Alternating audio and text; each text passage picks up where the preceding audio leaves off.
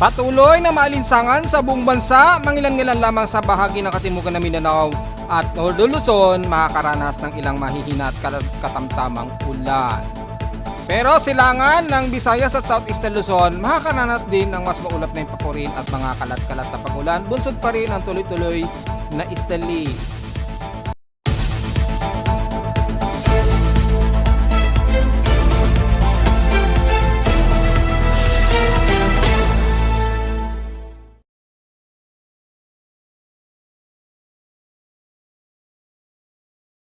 Hello, good morning mga folks. Welcome po muli sa ating Daily Weather Bulletin at Analysis para sa araw ng Huwebes, April 3, 2025. Oras nating boss may maga ay alas 10:32 na ng umaga.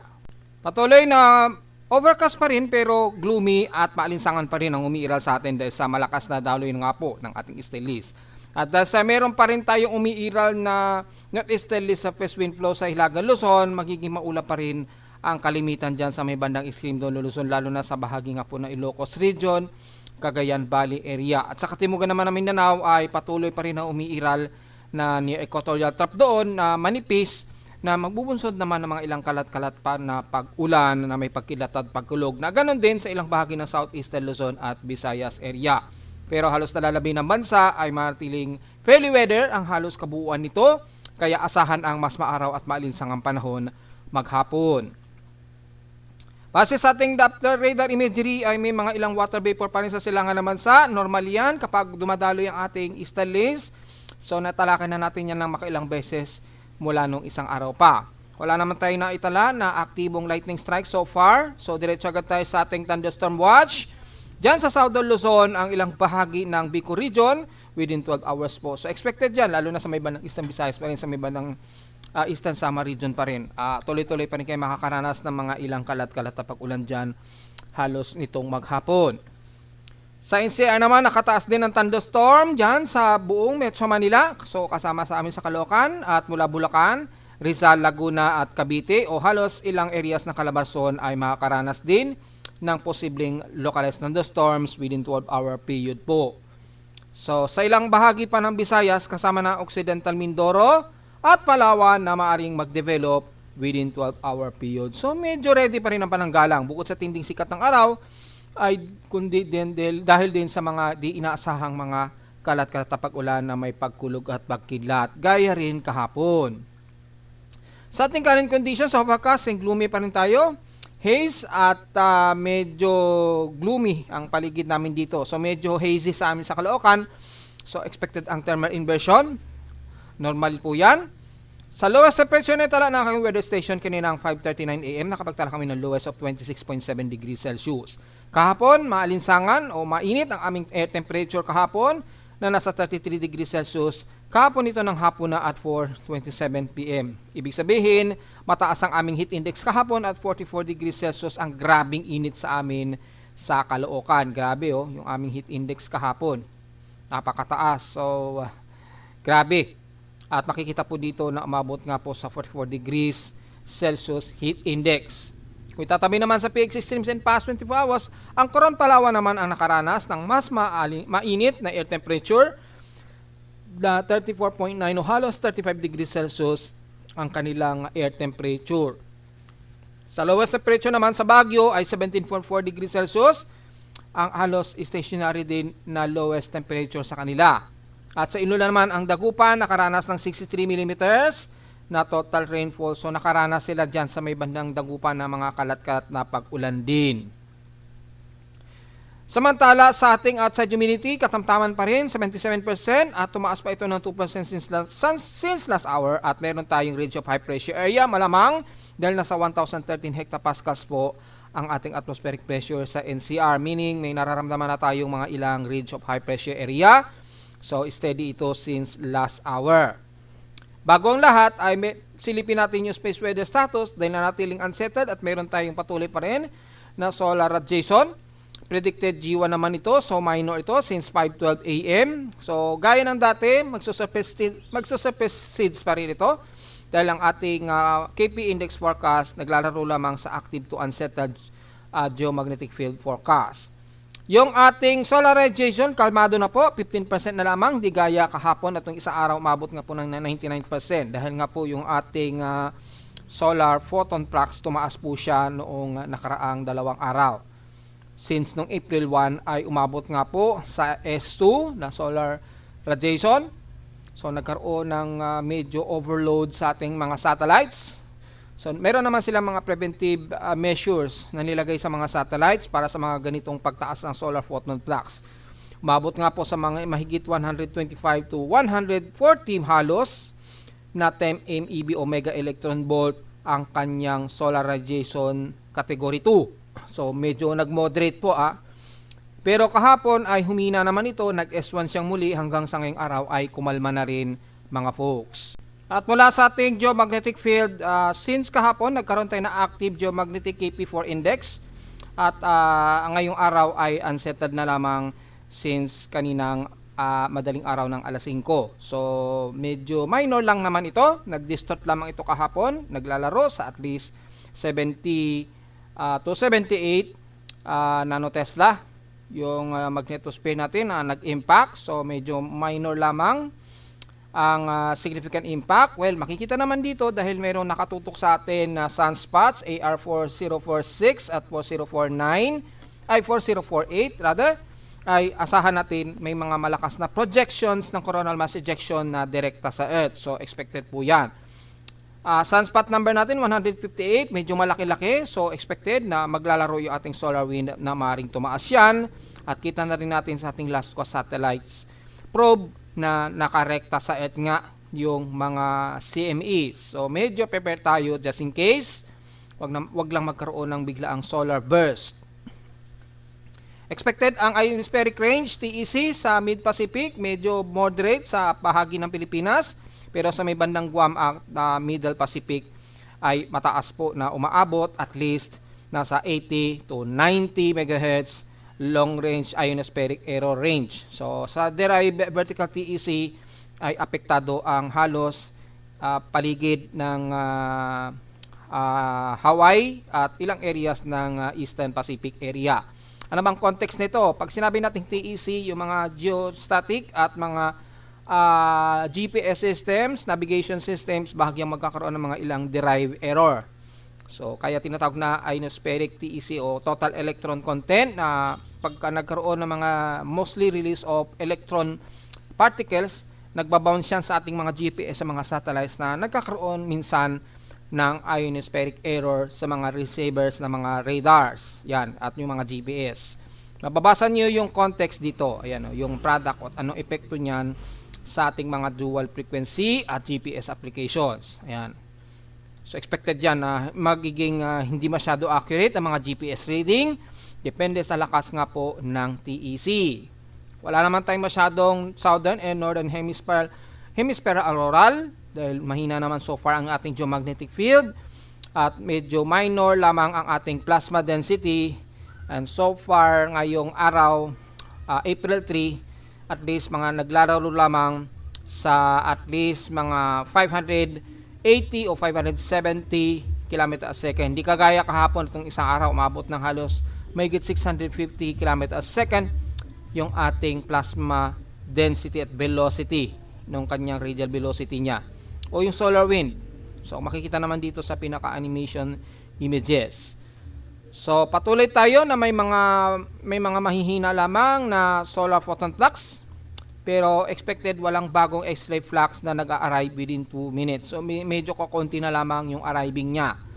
Natiling 69% ang solar flare probability at natiling mababa ang ating high frequency conditions sa umaga between 40 to 80 meters at 10 to 12 meters naman sa gabi. So take note yan mga folks.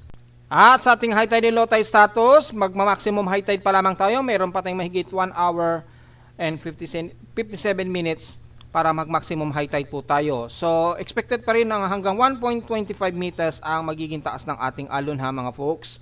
At magiging, yung ating sea level, probably mga minor o maaaring umabot din sa 1 meter ang taas nito. Kung i-double check natin yung ating sea level, gamit ng ating high tide and low tide status, at least mga mamayang tanghaling tapat, 12:42 PM, aabot sa mahigit 1 meters ang taas ng ating sea level. So yan. So malalim siya, delikado po sa mga lalangin ng mga kabataan at medyo okay naman sa mga mangingisda natin kahit sa Pangpang dahil mataas ang ating sea level ngayong araw. So ingat na lamang sa gale force winds at maaring pagtaas ng alon dahil sa malalim ang ating sea level ngayong umaga, lalo na't ngayong magtatanghali. Sa ating namang almanak sumikat ang haring araw kaninang 5:49 AM, harinasang lulubog ito mamayang 6:08 PM. At ang ating buwan ay kaka-moonrise pa lamang ngayong umaga, 9:46 AM ito at elevation 12 degrees pa lamang. So paglubog mamaya ng araw ay makikita pa rin natin yan, matatanaw nyo po yan, which is lulubog pa mamayang gabi at 11:20 PM po ng gabi. So moderate po ang ating air quality, 61 index. So medyo moderate, madalas moderate po ang ating air quality, magmask po tayo lalo na sa mga sensitibong mga baga. Around 16.8 or 21.88 micrograms per cubic meter ang naglalaro sa kanyang particulate matter. So medyo sensitive na ito sa mga medyo may edad na. Kaya magmask po tayo sa mga lalo na sa mga seniors natin, which is medyo medyo masama na sa kanila yung moderate air quality. Sa ating local weather outlook para ngayong Huwebes at Biyernes, magiging partly cloudy ang ating maghapon at humid pa rin ang ating pakiramdam. Tuloy-tuloy yan hanggang bukas ng Biyernes, bagamat partly cloudy ang ating maghapon. Ngayong araw, 26 to 30% chance of rain. Bukas naman napakababa, 7% to 10% chance of rain. Highest and lowest temperature expected, maglalaro 32 to 33 degrees Celsius. Ang lowest temperature expected ay 26 to 27 degrees Celsius. At sa halos buong weekend na darating natin ay madalas overcast at partly cloudy ang ating magiging lagay ng panahon, mga folks. So diretso agad tayo sa ating ginagamit na satellite imagery. Makikita po sa pinaka 2 rated color ng satellite imagery, halos mga ilang kaulapan pa rin ang umiiral sa extreme Northern Luzon. Bunsod pa rin yan ng frontal system o yung northeasterly surface wind flow dito na nagresulta po ng maulap na himpapawirin sa ilang bahagi ng extreme Northern Luzon na makakaroon ng mga ilang kalat-kalat o posibleng mga mahihina at katamtamang pag-ulan na may kasamang pagkulog at pagkidlat yan, mga folks. At halos entirely naman sa medyo moderate naman at mostly fairly weather naman, lalo na sa katimugang bahagi ng Luzon, Visayas at Mindanao area. Magiging partly cloudy lamang ang ilang bahagi ng Bicol region na mayroong makakaranas ng ilang mga kaulapan. Ang most areas ng silangan ng southeastern Luzon at eastern part ng Visayas area. So probably dahil yan pa rin sa patuloy na easterlies na magbubunsod yan ng maulap na himpapawirin dito at magkakaranas ng mga ilang kalat-kalat na pag-ulan na may pagkilat at pagkulog. Kung titingnan natin sa infrared TRE ay makapal ang kaulapan dito sa may bandang Eastern Visayas at extreme Northern Luzon. Sa may bandang Mindanao naman makikita dito ang ilang kaulapan lamang, punsod pa rin yan ng near equatorial trough at magkakaranas din sila ng mga mahihina at katamtamang pag-ulan. So kung sisimulan natin sa may bandang extreme ng Luzon, magiging maulap nga po, binanggit na natin ang Cagayan, ilang bahagi ng Tuguegarao, Iligan, isa sa bandang Isabela at Aurora region. Sa may kanluran, patuloy pa rin na hot dry ang paligid, so moderate to fairly weather ang halos buong extreme ng Luzon. Mga ilang partly cloudy lamang ang iiral to some mostly cloudy mula La Union pababa ng Pangasinan, Zambales at Central Luzon. Siyempre mula sa may bandang Bulacan, Metro Manila at ilang bahagi ng Calabarzon, patuloy pa rin na medyo gloomy, overcast ang panahon natin. So mostly moderate ang lagay ng panahon natin dyan and some fairly weather. Ganon din sa ibang bahagi ng South Luzon, gaya na ating binanggit kanina sa may bandang Southeastern Luzon, especially na Bicol region, mga ilang mauulap na himpapawirin pero mangunguna ang maaraw at maalinsang ang panahon ating maghapon.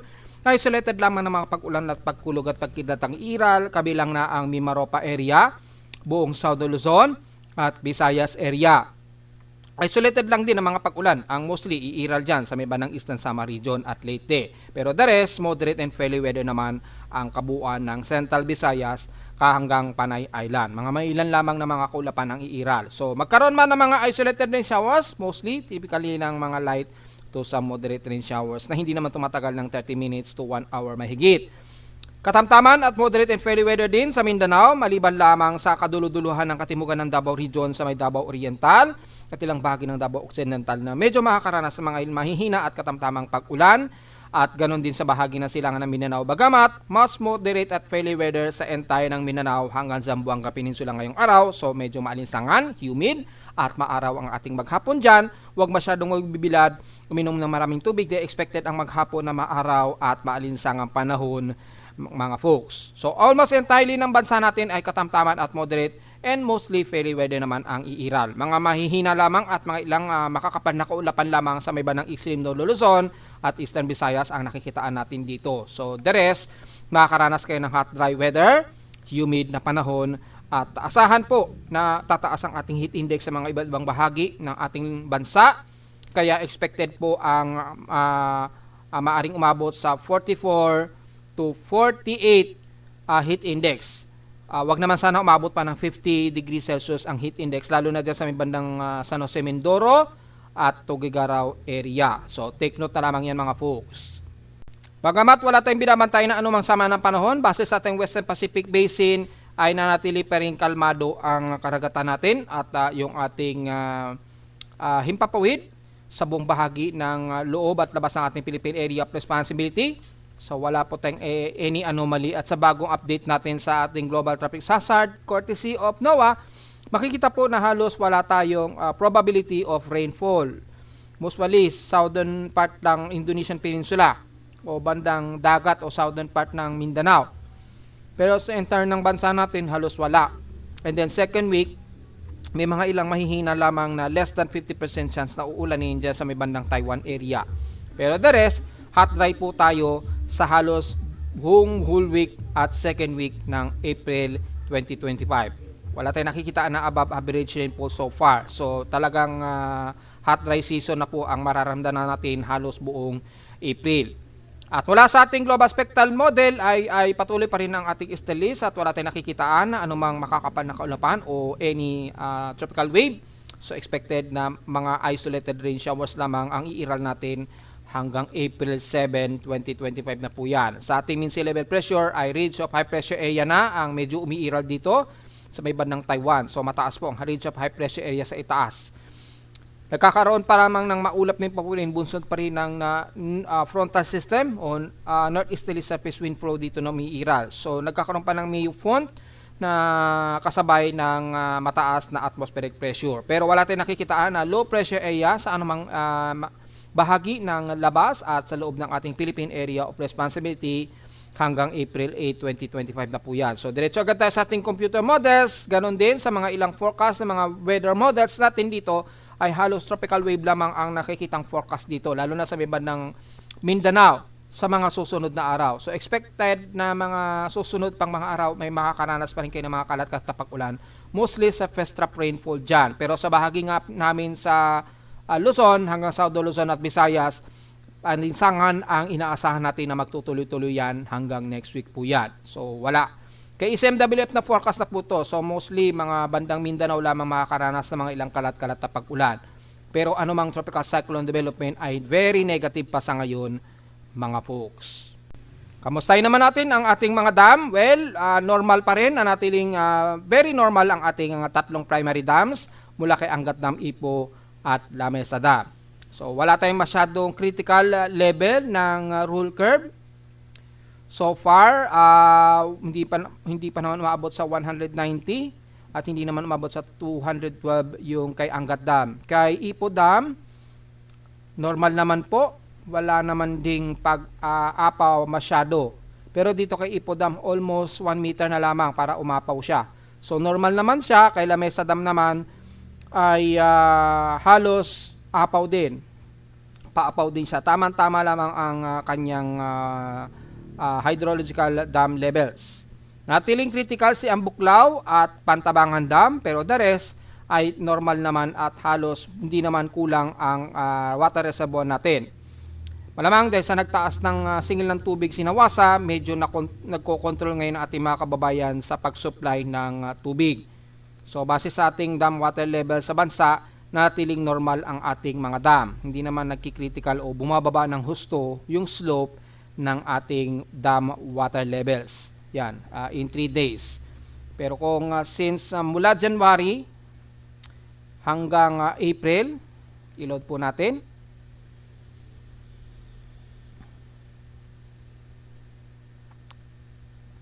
ay makikita natin since January ay normal naman ang primary dam levels natin. Ni isa sa kanila ay hindi pa so far na nag-critical mula noong January. So medyo good news pa rin mga folks. Wala tayong masyadong komento dito sa ating mga dam levels. Medyo magpa-post tayo sa Facebook page para sa latest update ng ating mga dam levels. At sa ulat nindol naman, mula kaninang madaling araw, nagkaroon na naman ng pagyanig. Kaninang 5:08 AM.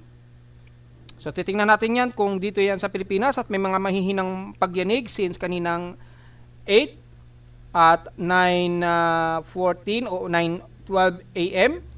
Isa sa 8:28 AM.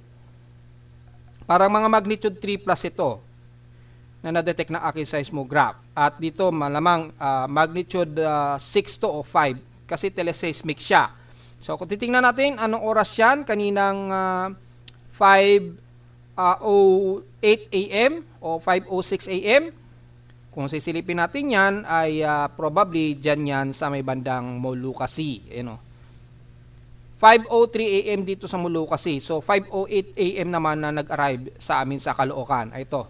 So mukhang gumagalaw-galaw na naman yung karagatan dito sa may bandang Molucca Sea. At actually dalawa na po yung magnitude 5 plus, isang magnitude 5.9 at isang magnitude 5.2. 5:10 AM naman ito at yung isa 5:03 AM. So mukhang aftershocks ito.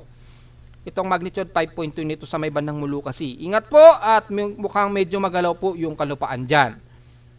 Ito yan, probably.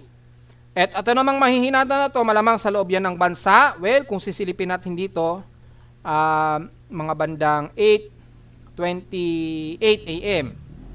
Anong oras ba yan? So mga 8:28 AM, malamang ito yan sa may bandang northeast ng Paracele, Camarines Norte. Magnitude 3.7. Pero na-detect siya ha, kasi napakababaw lamang yung epicentral depth niya. 2 km lamang. Kaya na-detect ng aking seismometer kaninang umaga. Yan, 8:28 AM po yan. Ito. So kahit mga magnitude 3 po yan, pero pag sobrang babaw yung kanyang epicentral depth, mabilis po mag-travel yung kanyang surface wave. Umaabot pa rin yan ng malayo o long range ang inaabot yan kapag ganyang kababaw. At yung isa naman, mga bandang 9:12 o 9:13 AM. Tingnan po natin yan kung ano yan after ng Paracele. Ayun, ito ay puro sa Paracele ha. So medyo magalaw po ang Camarines Norte. So sa mga kababayan natin dyan sa bandang Camarines Norte, medyo alisto po tayo mga folks. Napapansin ko, medyo mayanig ngayon ang bandang Camarines Norte sa may bandang Paracele. Yan, northeast yan ng Paracele. Ngayon ay magnitude 3.5 po ito. Napakababaw lamang epicentral depth, 1 km lamang. Kaya nadetect dito sa amin sa Caloocan. So medyo alisto po tayo ha, dahil typically sa may bandang, yung mga malalakas kasi typically pagitan niya ng bandang Humalig, Quezon or ng Camarines Norte kapag nagkakaroon ng mga mas malalakas na pagyinig.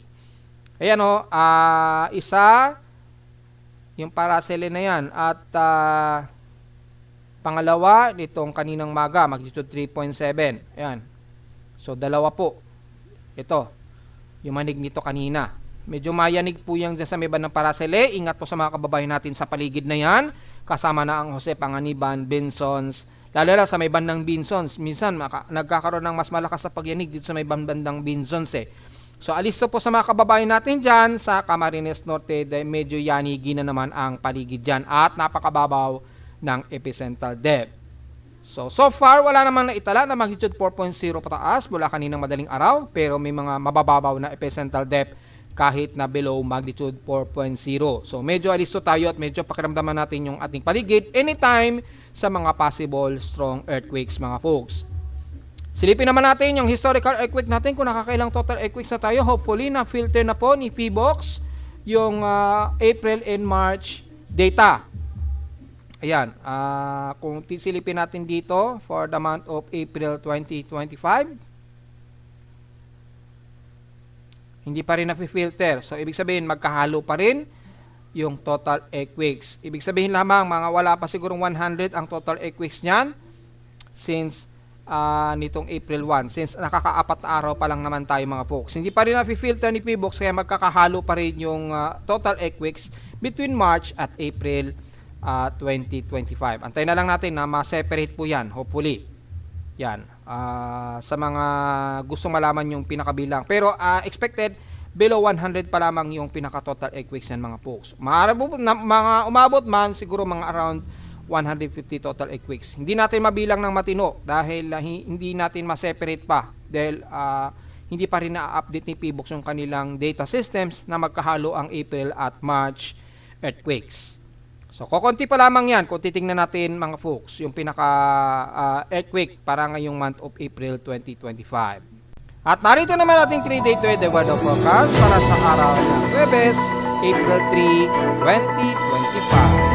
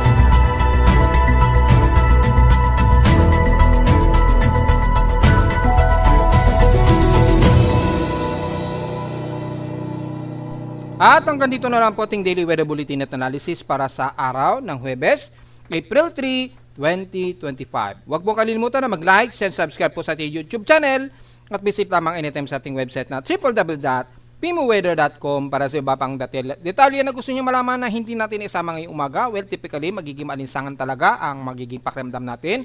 Mga ilang isolated rain showers lamang ang mas madalas na iiral ngayong araw. At visit lamang sa ating website sa gustong malaman pa rin pinaka-dynamic events mula sa reading mismo na aking aparato sa Caloocan at sa data feeds mula sa iba't ibang weather agencies.